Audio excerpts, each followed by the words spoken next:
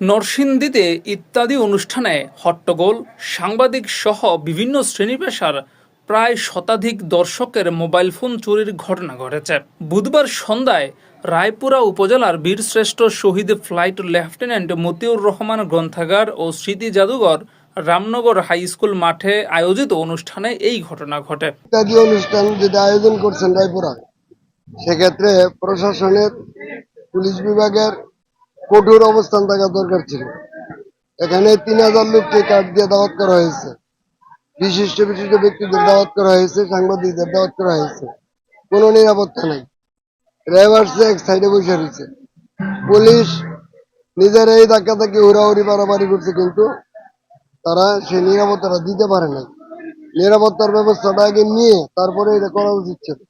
যেখানে 3000 লোক, একটি মাত্র ছোট্ট গেট, এই একটি মাত্র ছোট্ট গেট দিয়ে 3000 লোক যাওয়া সম্ভব না।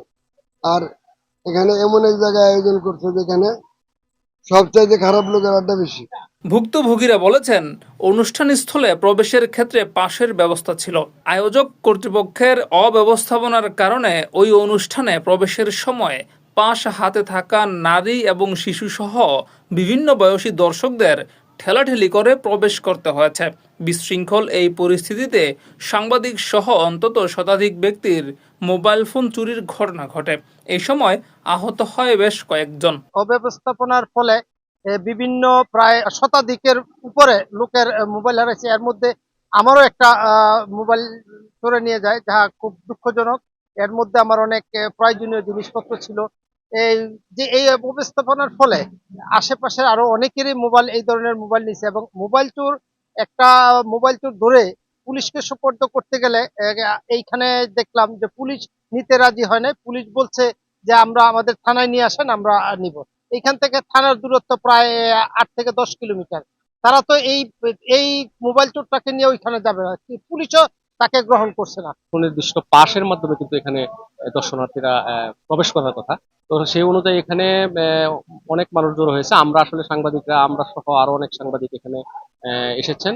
আমরা যেহেতু ভেবেছিলাম যে এই অনুষ্ঠান ফলটি অত্যন্ত সুশৃঙ্খল হবে এবং পাসের মাধ্যমে সবাই ঢুকবে, কিন্তু আমরা এই এলাকাটাতে ঢোকার পরেই কিন্তু দেখতে পাচ্ছিলাম যে রাস্তাঘাট থেকে শুরু করে অনুষ্ঠান স্থল পর্যন্ত একটা বিশৃঙ্খল পরিবেশ। ডান পকেটে হাত দিয়ে একটি মোবাইল নিয়ে যাওয়ার সময় আমি টের পাচ্ছিলাম, কিন্তু আমি এখানে যে বিশৃঙ্খল পরিবেশ, ধাক্কাধাক্কি, হট্টগোলের মধ্যে আমি আমার হাতটি পিছনে আনতে পারতেছিলাম না এবং দেখতে পারছিলাম না, ধরতেও পারছিলাম না যে আমার মোবাইলটা নিয়ে যাচ্ছে। এদিকে অনুষ্ঠান স্থলে প্রবেশের সময় ধাক্কাধাক্কি, ফোন চুরির মতো ঘটনা ঘটলেও নিরাপত্তার দায়িত্বে থাকা বিপুল সংখ্যক পুলিশ সদস্যকে এই পরিস্থিতি নিয়ন্ত্রণে তেমন কোনো পদক্ষেপ নিতে দেখা যায়নি বলেই অভিযোগ করেছেন অনেকে। দর্শকের সাথে চোরও ঢুকছে মনে হয়, আমার ধারণা। আচ্ছা, তাহলে দেখি আমাকে যেগুলো হয়েছে এগুলো থানায় এগুলো রিপোর্ট নাম্বার গুলো দিয়ে রাখেন, আমরা চেষ্টা করে উদ্ধার করে দেওয়ার। আমি তো এখন যাই না, ওখানে ওরা আছে আমার সাথে, নলেজ এখন আসে নাই। দেখি খোঁজ নেবো, ওখানে সব সরকারি অফিসার, এসপি, ওসি সবাই আছে। আমি শুধু জেলা সদরে আছি, বাকি সবাই প্রোগ্রামে আমি ডিউটি লাগাই দিচ্ছি, সব ডিউটি করতেছি। ঠিক আছে, আমাকে জানালে আপনি খবর পাবেন। জানা গেছে 3000 অতিথির জন্য আসন বরাদ্দ করা হলেও আরও কয়েক হাজার ব্যক্তি অনুষ্ঠানে অনধিকার প্রবেশ করেন।